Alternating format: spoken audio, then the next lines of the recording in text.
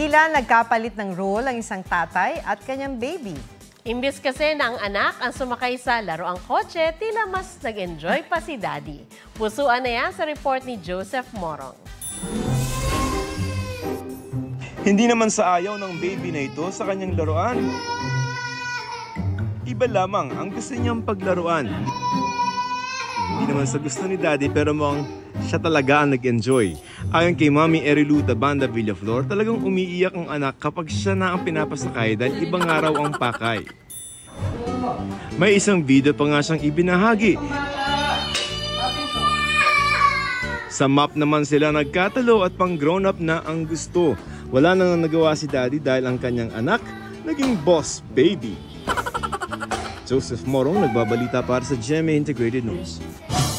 Huwag magpahuli sa mga balitang dapat ninyong malaman. Mag-subscribe sa GMA Integrated News sa YouTube. Sa mga kapuso abroad, subaybayan nyo kami sa GMA Pinoy TV at sa www.gmanews.tv.